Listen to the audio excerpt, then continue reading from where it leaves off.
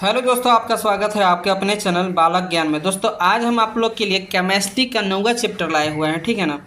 आपसे रिक्वेस्ट है कि ये वीडियो अंत तक देखिएगा, क्योंकि ये वीडियो में जो भी क्वेश्चन है बहुत ही यूजफुल है आपके लिए। तो चलिए शुरू करते हैं। पहला जो क्वेश्चन है, आणविक या योगात्मक यौगिक किसको कहते हैं।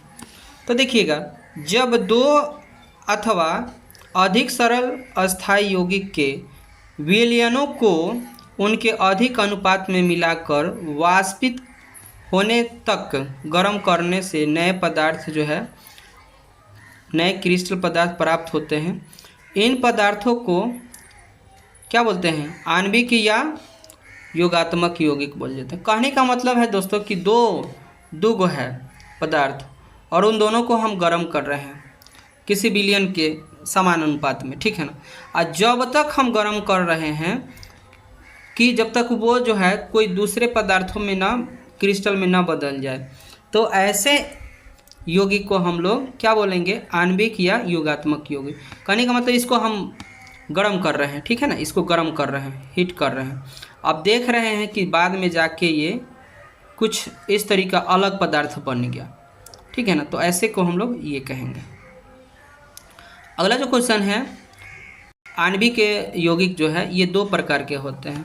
पहला जो है द्विलवक, या इसको हम द्विलवण या इसको बोलते हैं जालक यौगिक भी। और दूसरा का है उपसंयोजक यौगिक अथवा संकुल यौगिक, यानी इन दोनों का दो नाम है। संकुल यौगिक भी किसको कह सकते हैं, इसको द्विक लवण भी या जालक यौगिक भी कह सकते हैं। तो इन सभी के बारे में हम लोग देखते हैं आगे डिटेल में। अगला जो क्वेश्चन है,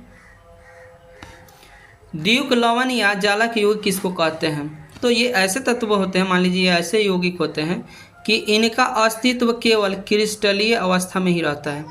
क्रिस्टलीय मतलब समझते हैं ना, जिसके निश्चित ज्यामितीय आकृति होता है, और जैसे ही इन्हें जल या किसी अन्य विलायक में घोला जाता है तो ये जो है टूट कर अपनी जो है मूल अवस्था में आ जाता है। कहने का मतलब है, मान लीजिए कोई भी पदार्थ है, वो अभी जो है क्रिस्टल है, ठोस है, अगर उसको हम पानी में डालते हैं तो वो अपनी मूल अवस्था में आ जाता है, ठीक है ना।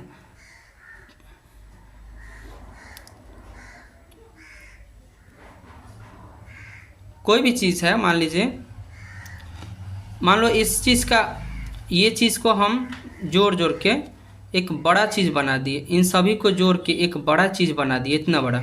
अब इसको हम क्या किए कि पानी के अंदर डाल दिए, तो फिर हमको मिल जाएगा ये वाला चीज़, ठीक है। अब दोस्तों यहाँ 3 नंबर क्वेश्चन जो है, उप सहसंयोजक यौगिक अथवा संकुल यौगिक किसको कहते हैं। तो देखिए, ये आणविक यौगिक है जो जल या किसी अन्य विलायक में घुलकर अपने विलायक में घुले जाने पर भी अपना पहचान बनाए रखता है। उनको कहने का मतलब है, वहाँ पे हम लोग देखे थे कि वैसे यौगिक था जिसको जो है क्रिस्टल के रूप में रहता है, लेकिन उसको जल में घुलाते हैं तो वो घुल जाता है, अपना अस्तित्व खो देता है। लेकिन इसको जो है ना, उप सहसंयोजक यौगिक उसको बोलते हैं कि अगर इसको हम जल में भी डालेंगे ना, तो जल में तो घुलेगा लेकिन वो अपना पहचान नहीं खोएगा, वो अपनी जो है गुण दिखाएगा ही। जैसे मान लीजिए पानी में तेल को डालिएगा तो उसके अंदर तो जाएगा, लेकिन आपको समझ में आ जाएगा कि तेल इसके अंदर है, ठीक है। अगला जो क्वेश्चन है, समवयवता क्या होता है। तो देखिए, वैसे यौगिक जिनके अणु सूत्र जो है समान होते हैं, परंतु उनमें उपस्थित समूहों की व्यवस्था अलग अलग होती है, जिससे उनके जो है गुण भी भिन्न भिन्न होते हैं। वे एक दूसरे के अवयवी कहलाते हैं, ठीक है। कहने का मतलब है, मान लीजिए कि कोई ऐसी यौगिक है, ठीक है ना, और उसका सूत्र तो एक ही है, लेकिन अब देखिए यहाँ पर CH3O और CH3, यहाँ हम इसको लिख दिए। अब देखिए इसी चीज़ को हम एक और तरीका यहाँ दे रहे हैं, C2H5 और OH।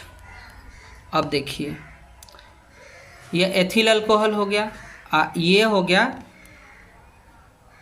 क्या, ये दोनों अलग अलग है कि नहीं। बाकी देखिए इसमें भी 6 गो हाइड्रोजन हो गया, 2 गो कार्बन है, 1 गो यहाँ भी देख लीजिए वही चीज़ है। ठीक है, अगला जो क्वेश्चन है,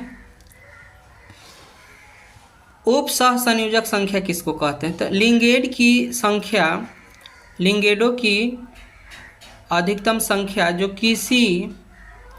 किसी केंद्रीय धातु परमाणु या आयनों के साथ संयोग करते हैं, तब उस केंद्रीय धातु या परमाणु आयनों की उपसह जो संयोजन संख्या कहलाती है। इसे समन्वय संख्या भी कहते हैं, समन्वय संख्या। यानी कहने का मतलब एक उदाहरण से हम लोग देखते हैं, ठीक है ना। उपसह संख्या किसको कहेंगे, यानी लिंगेड की अधिकतम संख्या जो किसी केंद्रीय परमाणु या आयन से जुड़ा होता है, ठीक है ना। मतलब लिंगेड क्या है और केंद्रीय धातु परमाणु क्या है, ये हम लोग अभी उदाहरण से देखते हैं, इसके नीचे ये समझते हैं वहाँ पर, ठीक है ना। जैसे मान लीजिए यहाँ पर आपको एक सवाल दे दिया, ठीक है, ये सवाल दे दिया ये वाला, ठीक है। तो इसको हम लिंगेड, ये जो है एक उदाहरण, इसको हम बोलेंगे लिंगेड, ये वाला ये लिंगेड है, ठीक। और ये जो है केंद्रीय परमाणु है, F ही जो है केंद्रीय परमाणु है, ठीक है। यहाँ पर F ही जो है केंद्रीय परमाणु है। तो अब लिंगेड से जुड़े हुए जो भी संख्या होगा उसी को हम बोलेंगे उप सह संयोजन संख्या। जैसे यहाँ पर देखिए, ये मान लीजिए हमको कोई यौगिक दे दिया गया। अब देखिए यहाँ NH3, तो ये मेरा पूरा जो है लिंगेड हो गया, और इससे जोड़ा हुआ है काथी 4 जुड़ा हुआ है ना, तो 4 मेरा क्या हुआ, उप सह संयोजक हो गया, 4 मेरा उप सह संयोजक, ये 4 मेरा, ठीक है ना। यहाँ पर देखिएगा, यहाँ पर जो है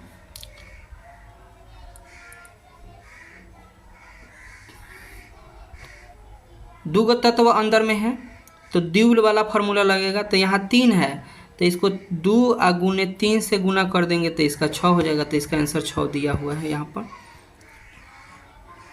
कुछ फार्मूला नीचे आपको दे रहे हैं।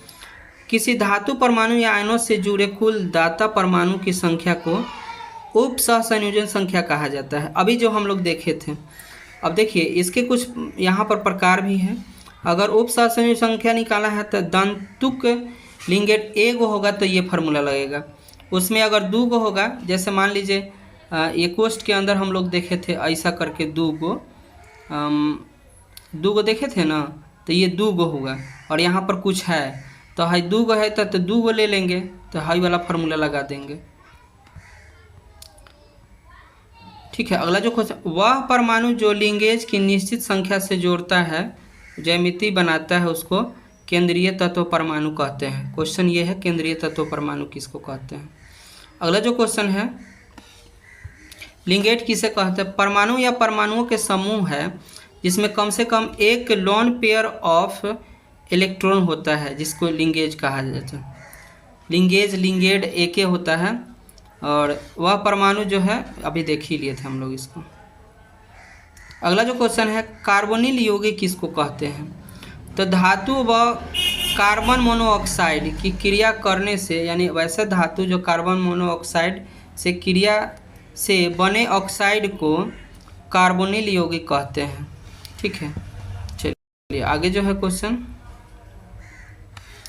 उप सहसंयोजक यौगिक के गुण क्या है। तो देखिए इसका उपयोग जो है औषधि के रूप में होता है, जैसे कि सीस प्लेटिनम का उपयोग जो ट्यूमर जो कैंसर होता है उसके इलाज में किया जाता है। उसके बाद जो है शरीर में कॉपर की अधिकता को कम करने में, पेनिसिलिन एमिन बनाने में, और लेड जो है विषैलेपन को दूर करने में।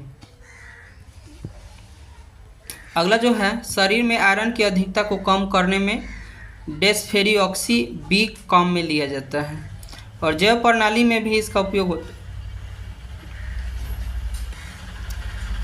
आयन के संकुल यौगिक है जो प्रकाश संश्लेषण की क्रिया में भी सहायक है।